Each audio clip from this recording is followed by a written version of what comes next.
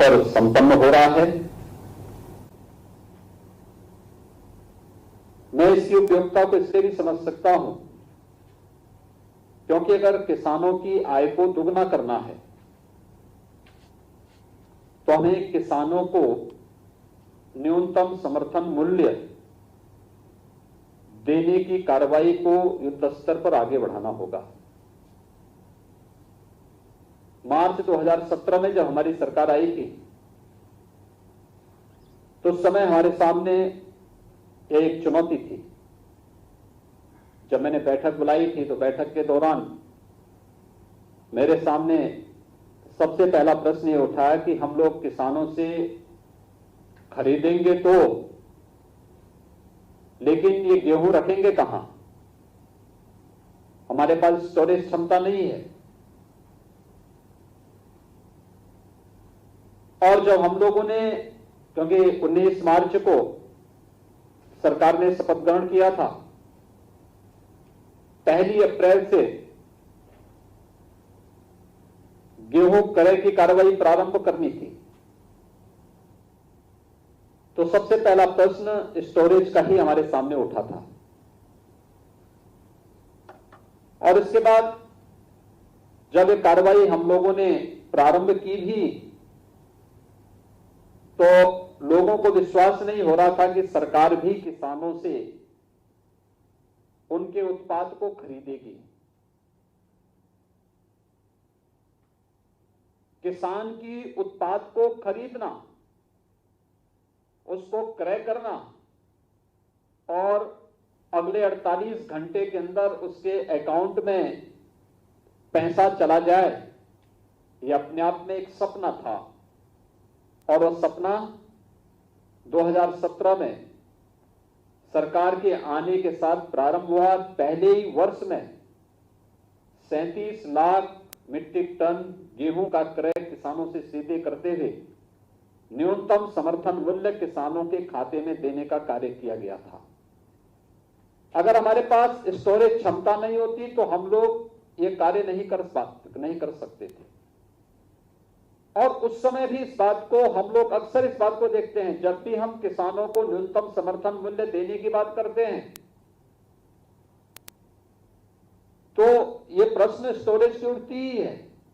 और जहां पर स्टोरेज नहीं, हम खरीद तो लेते हैं लेकिन स्टोरेज नहीं, तो बारिश में या फिर जहां तहां वह उत्पाद खराब होती है, सड़ती है, फिर उसी सड़े हुए माल को हम लोग जनता में वितरित करने का कार्य भी करते हैं, यानी धोखा है जनता के साथ।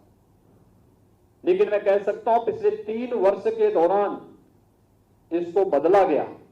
लोगों के सामने एक नया माहौल दिया गया और हर वर्ष किसानों की उपज को खरीदने का कार्य आज लगभग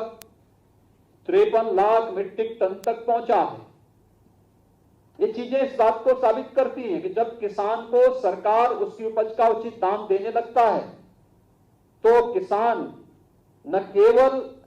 सरकार न्यूनतम समर्थन मूल्य से उसके जीवन में व्यापक परिवर्तन लाने का कार्य करती है, तो इसके माध्यम से मार्केट को भी नियंत्रित करने में मदद मिलती है, कालाबाजारी पे भी रोक लगती है, अन्नदाता किसान का शोषण रुकता है। और जो किसान एक समय में खेती किसानी से विमुख होकर के जहां तहां मजदूरी करने के लिए, प्लान करने के लिए मजबूर होता था, पिछले 3-3.5 वर्षों में वही किसान वापस अपनी खेती के लिए वापस फिर से आया है और उसको एक विश्वास हुआ है कि खेती किसानी अब घाटे का सौदा नहीं बल्कि एमएसपी के अच्छे दाम मिलने के बाद लागत का 1.5 गुना दाम किसानों को मिलना प्रारंभ हुआ है। और आज उसका परिणाम है कि किसानों ने फिर से जो परंपरागत खेती किसानी का कार्य करते थे, इससे विमुख हो रहे थे, वे लोग फिर से अपनी खेती की ओर मुड़े हैं और फिर अन्नदाता किसान के रूप में अपनी भूमिका को फिर से उसी रूप में उन्होंने आगे बढ़ाना प्रारंभ किया है।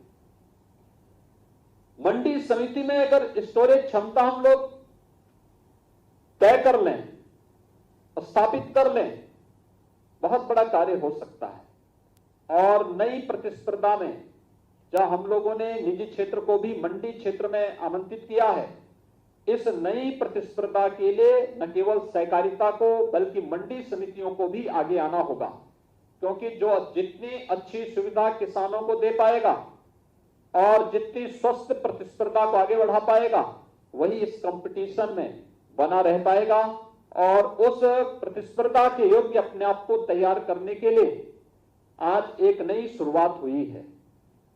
मैं तो ये मानता था कि 18 में जो एमओयू हुआ है, कहीं वह केवल एमओयू तक ही सीमित न हो जाए, लेकिन मुझे प्रसन्नता है कि जिन 40 स्थानों पर ये मंडियां बननी थी, मैं तो चाहूंगा कि 75 के 75 जनपदों में हर एक जगह न केवल हमें उत्तर प्रदेश भंडारण निगम के माध्यम से के साथ मिलकर के, अभी तो आवश्यकता पड़ती मंडी समिति को स्वयं भी मंडियों के अंदर कोल्ड स्टोरेज भी बनाने चाहिए, सेलोज भी बनाने चाहिए और अत्याधुनिक भंडारण की क्षमता को अर्जित करते हुए एक नए सिरे से, क्योंकि केवल ये अनाज मंडी में ही नहीं, फल मंडियों में, सब्जी मंडी में भी हम लोगों को इस प्रकार की सुविधा देनी चाहिए कि किसान के उत्पाद को कुछ देर, कुछ दिनों तक हम सुरक्षित रख सकें। नहीं तो किसान के सामने समस्या क्या आती थी, जैसे इस बार हम लोग लॉकडाउन के दौरान देख रहे थे कि फूलों की खेती करने वाला किसान अपने को ठगा हुआ महसूस कर रहा था और उसको लगता था, बहुत सारे किसानों ने अपने खेतों में ही फूलों को छोड़ दिया, लेकिन अगर हमने उसको स्टोरेज करने की क्षमता मंडियों में दी होती तो वह उसको ला करके रखता, डिमांड होने पर देता, और कहीं डिमांड नहीं होता तो उससे कम से कम इत्र और अगरबत्ती बनाने का कार्य उसके माध्यम से कर सकता था। हमें एक नई सोच देनी पड़ेगी और इस दिशा में हमें अभी से प्रयास करना प्रारंभ करना पड़ेगा। देश और दुनिया में जो कुछ भी अच्छा है, जहां कहीं भी अलग अलग प्रदेशों में, अलग अलग क्षेत्रों में और दुनिया के भी अलग अलग देशों में किसानों के हित के लिए कुछ नए काम हुए होंगे। आपके यहां भी अलग अलग जनपदों में आप जाएंगे तो किसानों के लिए लोगों ने अलग अलग स्थानों पर अलग अलग कार्य प्रारंभ किए हैं। अगर ये कार्य हम लोग भी मंडियों के माध्यम से एक बार प्रारंभ कर सकें, कृषि विज्ञान केंद्रों के माध्यम से कर सकें,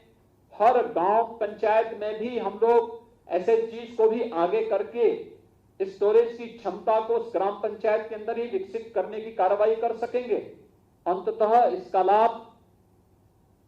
एक सामान्य जन को तो होगा ही, किसान इससे लाभान्वित होगा। और कालाबाजारी, जैसे कालाबाजारी की शिकायत आपको अक्सर देखने को मिलती है, लॉकडाउन के दौरान पहले चरण में कार्रवाई कर दी गई, कहीं भी कालाबाजारी की शिकायत नहीं आई।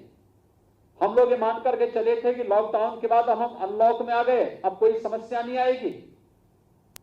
15 दिन पहले मानसून आने के नाते खेती किसानी के लिए किसानों को 15 दिन पहले तैयारी करनी पड़ी,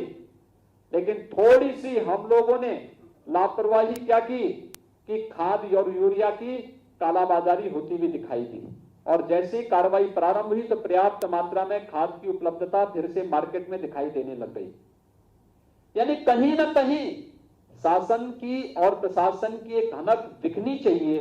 और उसको उन लोगों तक जो कालाबाजारी के माध्यम से जनता का शोषण करना चाहते हैं, किसानों का शोषण करना चाहते हैं, उन पर कहीं ना कहीं लगाम कसने की कार्रवाई हर स्तर पर होनी ही चाहिए। आज के इस अवसर पर जब यहां पर 5,000 मीट्रिक टन के 37 स्टोरेज क्षमता के लिए भंडारण गृहों की स्थापना के लिए आज शिलान्यास का कार्यक्रम यहां पर संपन्न हो रहा है, मुझे विश्वास है कि हम इन भंडारण गृहों के माध्यम से उत्तर प्रदेश के अंदर, हर मंडी के अंदर, हर जनपद में कुछ नई सोच के अनुसार भंडार गृहों की स्थापना करके किसानों की आमदनी को कई गुना आगे बढ़ाने में हम भी मददगार हो पाएंगे। मंडियां भी,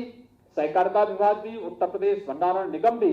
इस भूमिका के साथ अपने आप को तैयार करेगा। आज के इस अवसर पर इस कार्यक्रम के प्रति हृदय से उत्तर प्रदेश भंडारण निगम को, मंडी समिति को हृदय से बधाई देता हूं,